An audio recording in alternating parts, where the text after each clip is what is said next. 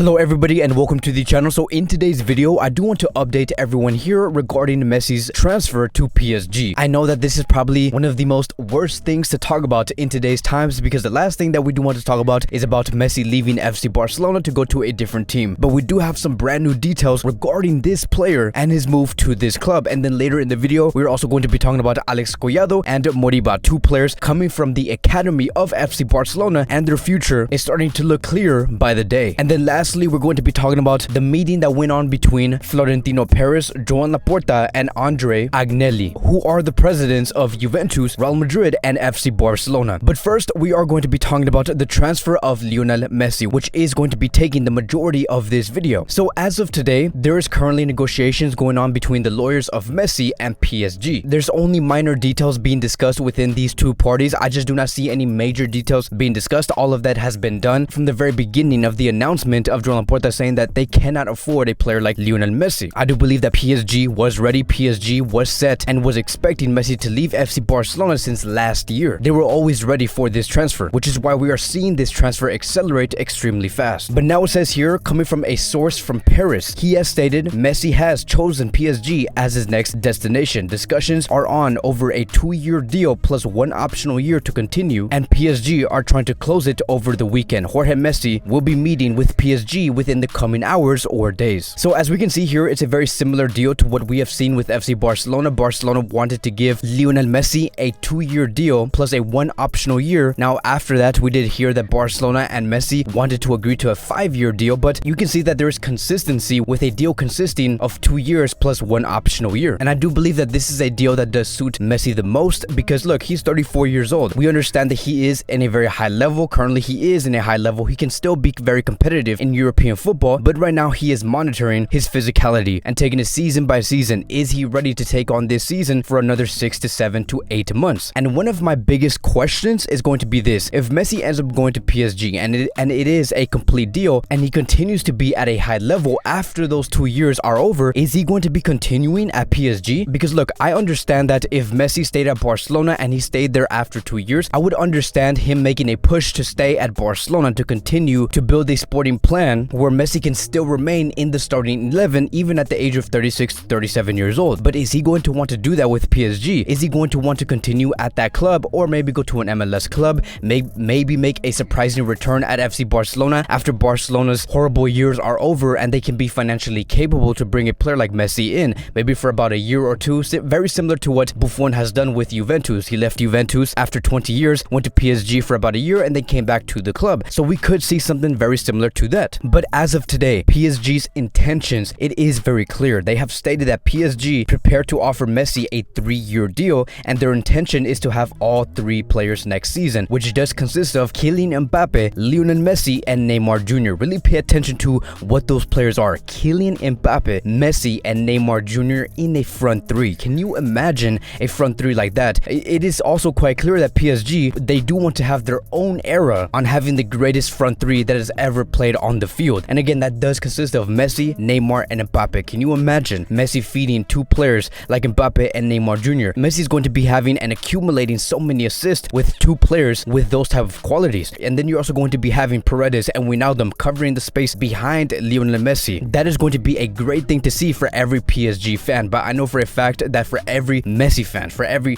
Barcelona fan, that is the last thing that many of us do want to see. But let's stick on this just for a second, right? I'm going to turn into a PSG channel for about 10 to 20 seconds. The one thing that I would really advise towards the PSG fans and this PSG club is to really pay attention, right? Assuming that this deal does go through with Messi and PSG, but really pay attention to the idea that you have on the field, which basically means, do you actually have a clear sporting plan at PSG, or are you only buying names for the sake of buying names? Like for example, really pay attention to how your goals are scored on the field. How much involvement does the Kylian Mbappe have on the field? How much involvement does Neymar have on the field? How much involvement does Messi have on the field? If one player consistently continues to have involvement, but the other 2 players continue to suffer, then you do have a problem. And you are going to be winning in certain occasions and in certain games throughout League 1. But when you get to that moment, when you are facing against a Bayern or a City or in all around a high-stake game, you are going to be crashing and burning. And we have seen that with FC Barcelona. We are talking because of experience. We have seen Barcelona win multiple games, but it was only because of one player, and that is Lionel Messi, because the other players in Barcelona were not involved enough. And that is something that we could see and maybe see if PSG is not careful when they do have Messi, Neymar, Paredes, Di Maria, and Wijnaldum. But besides that, we do have other details regarding Messi's transfer to PSG. It says here, according to sources from France, that Messi is planning on wearing the number 19 shirt at PSG after refusing to take the number 10. It has also been said that he could be taking the number 22. So it does seem like Messi could either be wearing the number 19 or 22. We have no idea how it's going to be going down. We have also heard news about Neymar giving Lionel Messi the number 10 shirt, but Messi has refused and that he is only willing to wear the number 19 or the 22. I do assume, right, it is just my assumptions, that Messi only wants to be a number 10 at FC Barcelona and nowhere else, because look, at the end of the day, Messi wanted to stay at Barcelona and Messi wants to continue to be seen as the main man at Barcelona but never at PSG. So as things currently stand, there is no turning back. It really does seem like Messi will be joining PSG. I just do not see Laporta pulling off a miracle in these next 20 days to bring back Lionel Messi. The negotiations are very advanced, and it says here, according to Sky Sport,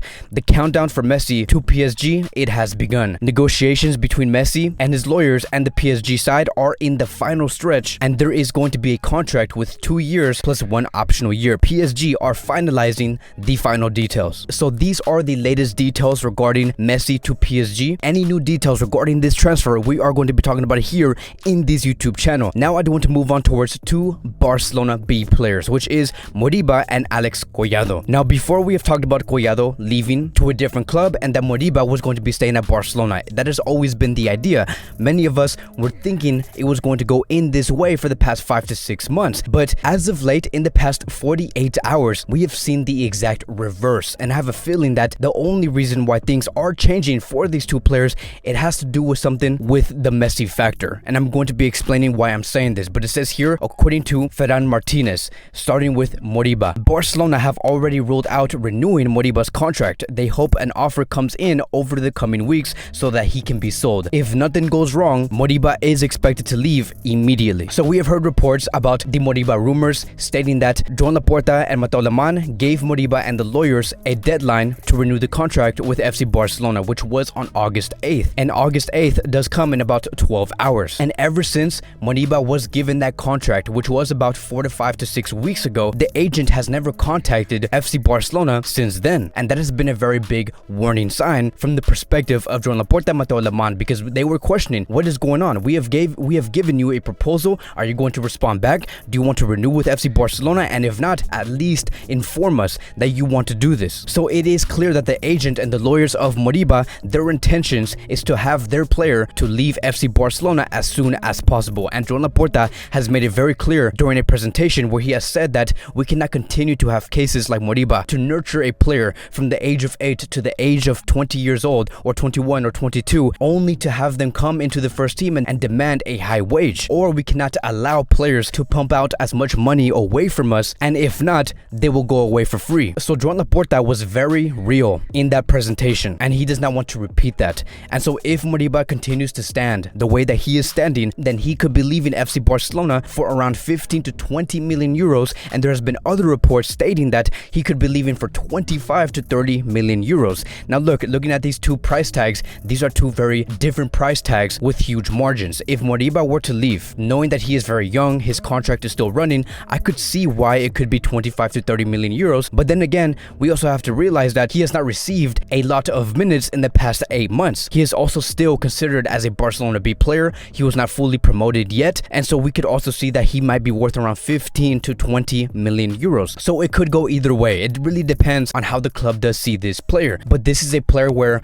his profile does suit a lot of clubs, and to be more specific, a club in the EPL. Now moving on towards Alex Collado, and it says here, according to Albert Roge, Alex Collado's club to Club Brugge has been stalled, and the Belgian club wants an option to buy this player, but neither the club nor the player wants to do that. Collado has already rejoined the training session last morning and is aiming to be in the game against Juventus. Now if we were to look at the squad list, Alex Collado is not in that list. He is not going to be playing against Juventus, and I do believe that the only reason why it is because he has missed about 3 to 4 training sessions ever since he has informed Barcelona that he wants to leave Barcelona for a 1-year loan and resolve his future. He has not been participating in any training sessions. Because of that, that does affect your playing time in the next upcoming game. But many are going to be questioning, why is the loan stalled? Why didn't Alex Collado fully move to that club? Well, it says here that when it comes to this player, it is true that the fact that Messi is leaving FC Barcelona, that is opening the doors towards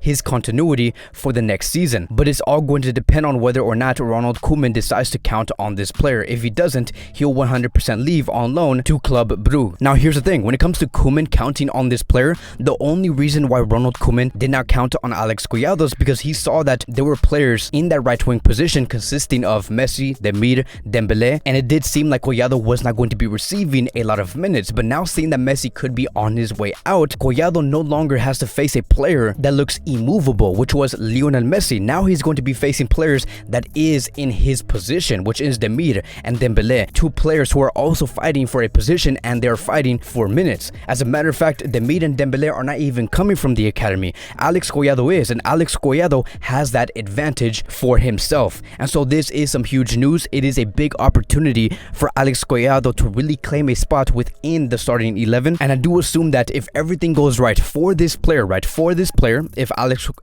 Collado does stay and Messi leaves to PSG, then we should expect Collado to receive some minutes in the debut game next Sunday against Real Sociedad. And now lastly, I do want to talk about the meeting between the three presidents. So it says here, according to Victor Nahe, Florentino Perez has left FC Barcelona after spending 4 hours with Joan Laporta and Andre Agnelli. Now keep in mind, these are three people who are the president of Barcelona, Juventus, and Real Madrid. The reason why I do want to emphasize on these three names and where they're coming from, it is because the clubs that actually remained in the Super League, it was Barcelona, Real Madrid, and Juventus. So you guys know exactly where I am going to go with this. I do believe that this meeting that did happen a couple of hours ago, it was about the Super League. Now, there is no reports in the media that is stating that the only reason why they have met, it was because of the Super League. I am just assuming. I do believe that this is the main reason why. And the reason why I do believe that they have met is because there is a reason that Barcelona, Real Madrid, and Juventus denied the CVC deal with their leagues. It is because they do not want to give up control. They're basically saying, look, it makes no sense for us to receive 270 million euros when we are also going to be experiencing 10% less of leagues broadcast and commercial deals for the next 50 years. That is what Barcelona, Juventus, and Real Madrid did say about this. It just makes no sense to have some money in the short term to give up control. Because if they were to agree with this deal, Barcelona, Real Madrid, and Juventus, who are the head of the Super League, they will be incapable to create the Super League for the next 50 years. And that is a huge deal for these clubs. If the Super League ends up happening and these three teams end up joining this league, that is going to bring a massive amounts of revenue, my friends. And when I do mean by massive, I mean by massive amounts of revenue coming from the league broadcast and commercial deals, something that the CVC and the league were planning to take away from Barcelona, Real Madrid, and Juventus. But that is going to be it for today's Barcelona Daily News. Thank you guys so much for watching. If you guys are new here, welcome to the channel. Please like, subscribe, comment, and I will see you guys in the next video.